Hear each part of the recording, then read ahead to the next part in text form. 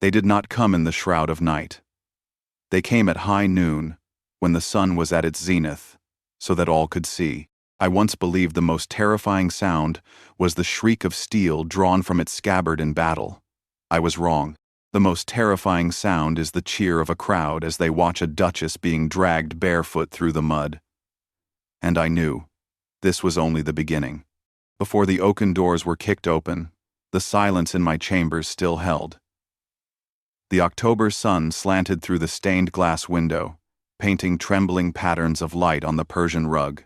The air smelled of dried lavender and the beeswax of freshly lit candles.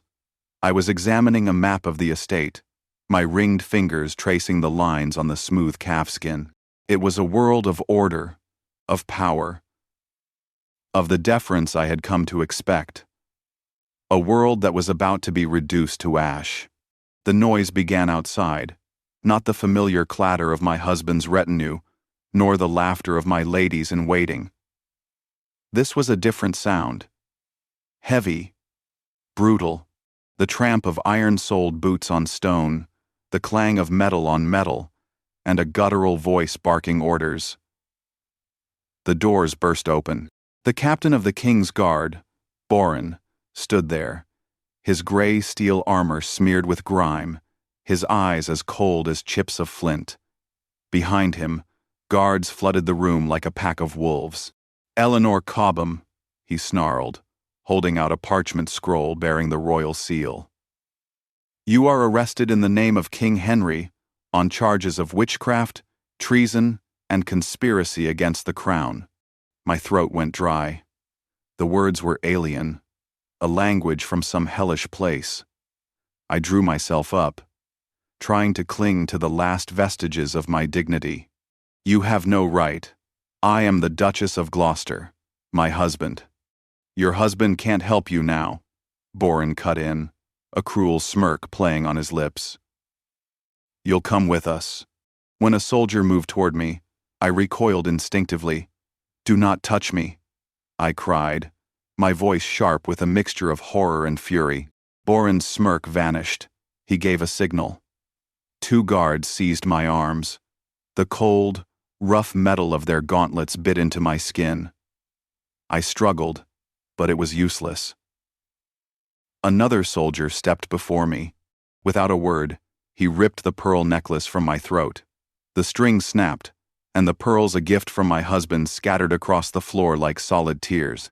Next, he pulled the rings from my fingers, twisting hard on the ones that were too tight, scraping my skin raw. I felt a sharp sting of pain, but the pain of the humiliation was 1,000 times worse. They were not just arresting me, they were unmaking me, piece by piece. They dragged me from the manor, out of my world. The sudden glare of the sun made me flinch, and then I heard it, the roar of the mob. They were waiting, hundreds of faces, eager, curious, and vicious. They shoved and jostled for a better view of the fallen Duchess. "Witch!" shrieked a woman's voice. "Traitor!" bellowed a man, hurling a fistful of mud. It struck my cheek, a cold, wet smear. Then came other things: rotten vegetables, refuse, and small stones. One glanced off my temple, and I felt a warm trickle of liquid. Blood. My silk slippers were quickly lost in the mire of a London street. After a few steps, one was sucked off by the thick mud. A guard yanked me forward, and I was forced to continue. 1 foot shod, 1 foot bare. Soon, the other slipper was gone too. I was barefoot. Every step was an agony. The ground was cold, littered with sharp pebbles, shards of glass, and nameless filth. I stumbled, my knees hitting the hard-packed earth. The guards laughed. One, a man with a weathered face I would later know as Giles, hauled me to my feet by my hair. The pain brought tears to my eyes. They paraded me through the busiest streets, where merchants abandoned their stalls and craftsmen stopped their work, all to join in the collective degradation. I refused to look up, but I could feel the thousands of eyes tearing me apart. They were feasting on my misery, turning it into the day's entertainment. In the distance, I saw it, the Tower of London. It was not the grand royal palace where I had attended feasts, but a grim, grey fortress, its turrets clawing at the sky like skeletal fingers. It was a great stone mouth, ready to swallow me into its darkness. The heavy iron gate groaned open. A wave of cold air washed over me, carrying the scent of damp and despair. The crowd roared one last time as the guards shoved me over the threshold. The gate slammed shut behind me, the sound a final, echoing hammer blow of fate. The light was gone. There was only darkness, and the cold of the stone. The darkness inside the Tower of London was not a mere absence of light. It was a living thing, thick and cold. It clung to the skin, seeped into the lungs, and carried the smell of centuries of despair, of damp stone, rotting straw, and the faint, acrid tang of old fear. 2 guards shoved me along a narrow corridor, the heels of their boots striking a steady, echoing rhythm, while my bare feet made only weak, slapping sounds on the filthy stone. The single torch on the wall cast dancing, distorted shadows, turning the passage into a ulcerous throat that was swallowing me whole. They stopped before a heavy wooden door banded with iron. The weathered guard, Giles, pulled a key the size of his hand from his belt and turned the lock. He pushed me inside. The room was small and windowless. Another torch sputtered in a wall sconce, its weak, flickering light barely revealing 4 bare stone walls and a wooden bucket in the corner. The air was even worse than the corridor, a foul concoction of sweat, urine, and confinement. Giles followed me in, and the door slammed shut. We were alone. He looked me up and down, his gaze devoid of any emotion save the cool appraisal of a butcher sizing up an animal. "Get undressed," he commanded, his voice flat. I froze, clutching myself. My expensive silk gown was now torn and stained, but it was my last layer of defense. "No," I whispered, my voice hoarse. The barest hint of a smirk touched his lips. I wasn't asking. I was ordering. When I didn't move, he stepped closer. I could smell sour ale and old leather on him. He was in no hurry. He took the tattered collar of my dress in his fist and ripped downwards. The sound of tearing fabric was violently loud in the quiet room. I cried out and tried to fight, but my strength was nothing against his. He stripped the last of the garment from me with brutal efficiency, and I stood there, naked in the flickering torchlight, shivering from the cold and the utter humiliation. The feeling of being completely exposed, completely powerless, was a form of torture I had never known. Every inch of my skin felt as if it were on fire under his gaze. He walked a slow circle around me. He did not touch me, but his eyes were worse than any hands. They trespassed, they assessed, they possessed. "No weapons," he murmured to himself, as if I were merely an object to be inspected. Nothing hidden. His indifference was crueler than any violence. In his eyes, I was not Eleanor Cobham, Duchess of Gloucester. I was not even a person. I was a task to be completed. Satisfied, he turned and picked something up from a stool in the corner. It was a pair of shears, the kind used for shearing sheep, dull and rusted. My heart stopped. He came back towards me, his free hand grabbing a fistful of my long hair. I had always taken pride in my hair, a thick, glossy chestnut mane that was a symbol of my lineage and my beauty. "No," I screamed, trying to wrench my head away. "Please don't." He ignored my pleas. He jerked my head back, and I heard the grating screech of metal as the blades worked against each other. Instead of cutting cleanly, the dull shears snagged and pulled. A sharp, searing pain shot from my scalp. I could feel individual strands being torn from their roots. Lock by agonizing lock, he hacked away my hair, letting it fall in clumps to the filthy stone floor. The soft brown tresses lay there, mixed with dirt and grime, like dead serpents. When he was finished, my scalp was raw and burning. I raised a trembling hand to my head. All that remained were rough, jagged tufts. He had made me a stranger to myself. Looking down at the hair on the floor, I felt as if a part of my soul had been shorn off and discarded with it. Giles tossed the shears aside. He grabbed what looked like a burlap sack from the corner and threw it at me. "Put this on." It was a rough, burlap smock, crudely stitched into the shape of a tunic. It smelled of mildew and felt like sandpaper against my bare skin. It was too wide in the shoulders and too short at the hem, a deliberately undignified and ill-fitting garment. But I scrambled to put it on, desperate for any covering. Giles watched, his face impassive. When I was done, he went to the far wall and opened a small iron door I hadn't noticed before. A blast of even fouler air rushed out from the darkness beyond. He gestured with his head. "In." I hesitated, staring into the pitch-black void. It wasn't a room. It was a hole. He lost his patience. With a hard shove to my back, he sent me sprawling into it. I landed hard on the cold, damp earth. The iron door slammed shut. The bolt screeched home. Absolute darkness enveloped me. I was alone. The Duchess was dead. All that was left was a naked, shivering, shorn creature in a stone pit. Time dissolved in the darkness. There was no day or night, only cycles of fear. I learned to navigate by sound. The steady drip of water from a crack in the ceiling was my clock. The scuttling of rats in the corner was my company. The heavy tread of boots in the corridor was a sign of danger or life, depending on whether they stopped at my cell. And then there were the screams. They came without warning, distant or near, sharp shards of agony torn from some other soul. I learned to curl into a ball when I heard them, to press my hands over my ears. But the sound traveled through the stone, through my flesh, and settled in my bones.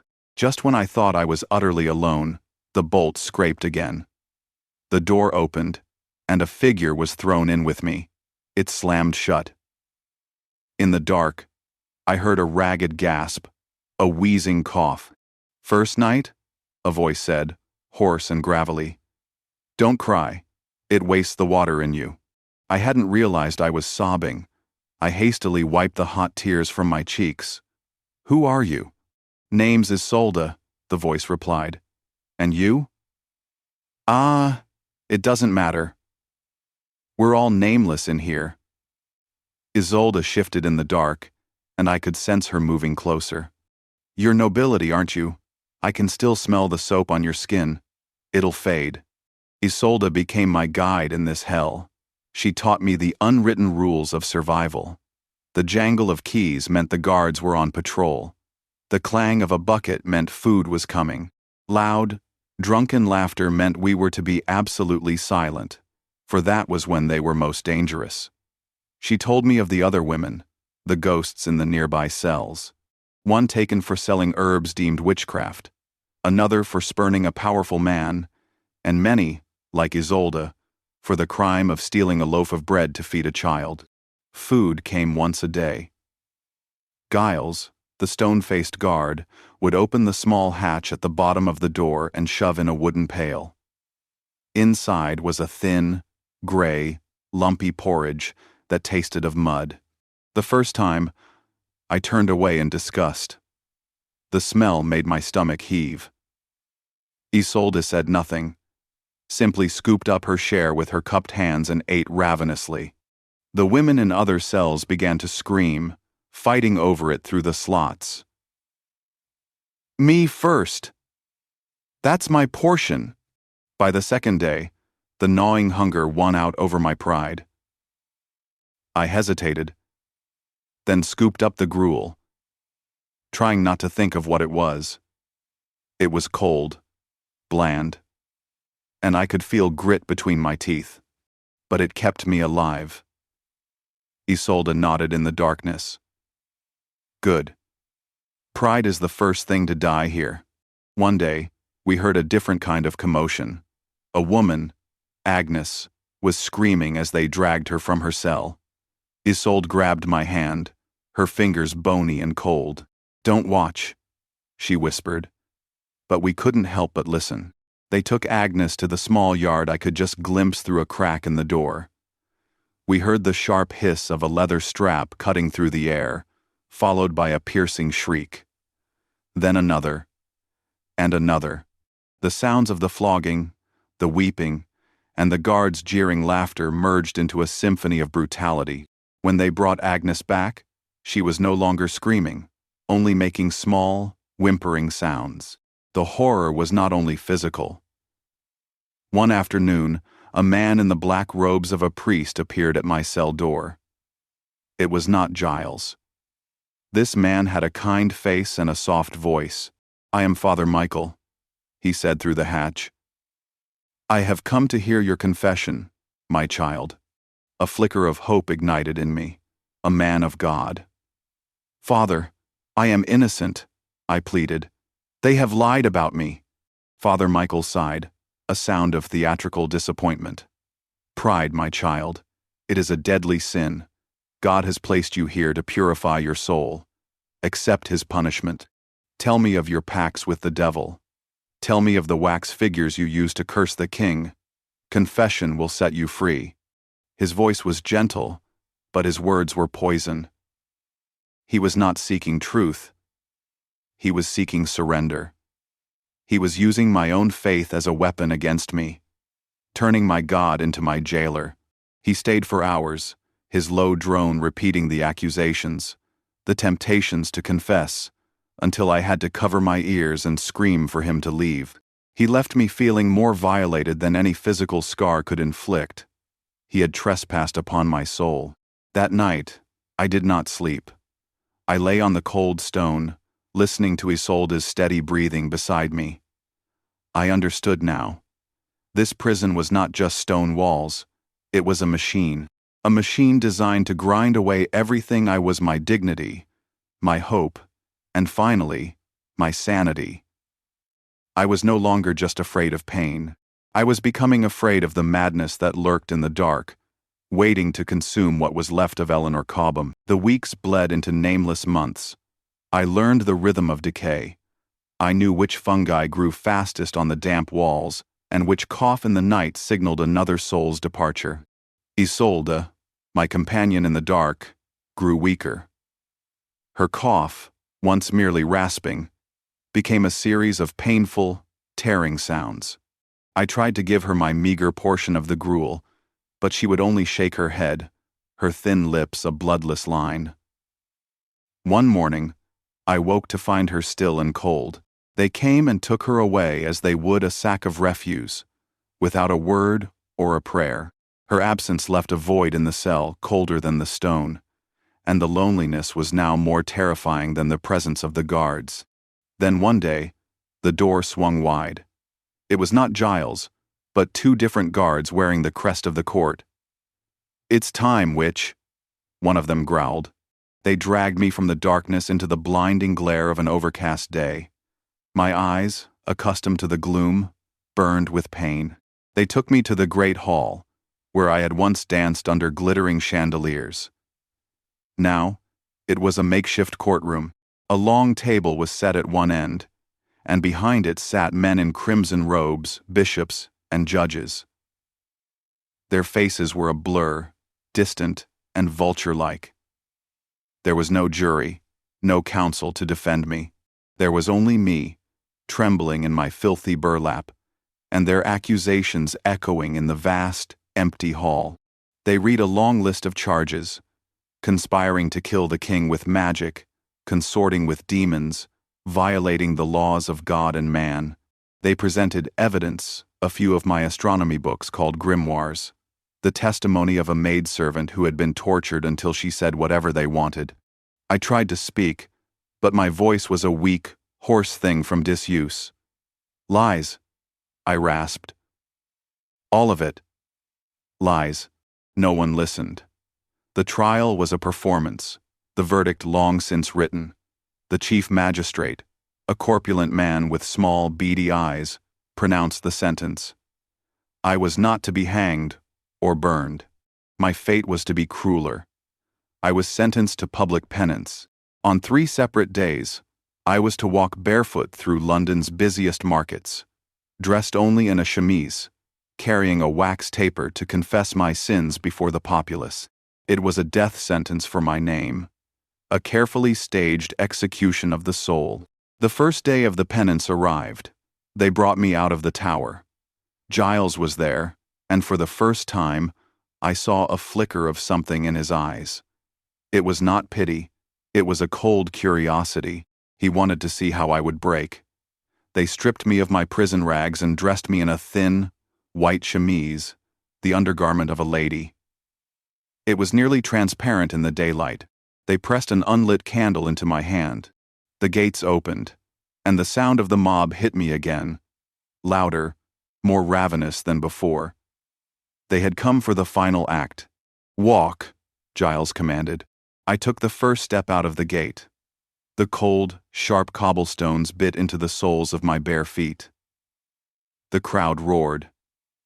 A rotten tomato hit me in the chest, leaving a red stain like a blood smear. I tried to hold my head high, to look straight ahead, to focus on the blurred shape of St. Paul's Cathedral in the distance. But the faces swarmed me. Faces that had once bowed to me were now contorted with hatred. Voices that had once begged my favor now screamed curses. Every step was a battle. Mud, refuse, and sewage splashed against my legs and the hem of my shift. Hands reached out from the crowd, pinching, scratching, tearing at the thin fabric. The guards did little, only occasionally shoving back the most aggressive. This was part of the punishment. The humiliation belonged to the mob. I stumbled, my knee cracking against the stone. The candle flew from my grasp. A wild laugh erupted from the crowd. I closed my eyes, wishing the ground would open and swallow me. I had lost everything, my title, my wealth, my hair, my dignity. Now they were taking the very last of me in the street. But then, something stirred deep within the ashes of who I once was. It was not hope. Hope was long dead. It was defiance. A small, stubborn ember. I would not give them the satisfaction of my breaking. Slowly, I opened my eyes. I found the nearest face, a woman with a vicious grin. I met her gaze. I did not cry. I did not beg. I just looked. Then, deliberately, with all the grace I had left, I bent down and retrieved the candle. I stood, straightened my back, and continued to walk. The crowd seemed to hesitate for a moment, confused by my silence. But then the insults resumed. I no longer heard them. I had gone somewhere inside myself, a small fortress in my soul they could not touch. I walked, not as a duchess, not as a sinner. I walked as a survivor, carrying the weight of my humiliation, turning it into my armor. The journey seemed endless. When I finally reached the steps of the cathedral, my feet were bleeding and numb. I knelt, as the sentence required. But as I lifted my head to the closed church doors, I knew there was no salvation there for me. My only salvation was that I had survived this day. Tomorrow, and the day after, I would have to do this again. But they had already done their worst. They had stripped me bare before the world, and I was still standing. Eleanor Cobham, the Duchess, might be dead, but something, or someone else remained, forged in the fire of shame, and she would not be broken.